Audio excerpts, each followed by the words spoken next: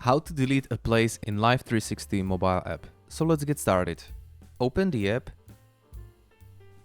click on these keys, and then go and click on Manage Places.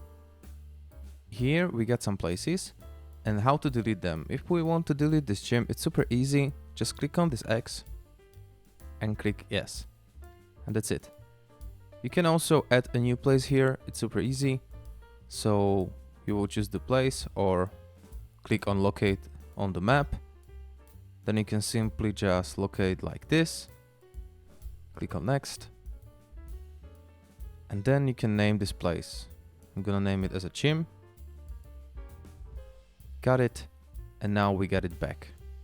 So when you open your mobile app, you can also click here. You are right on the places and simply click on this X, and that's it. Thank you for watching. If you find this video helpful, please leave a comment or like, and if you want to see more, subscribe to the channel. Bye bye.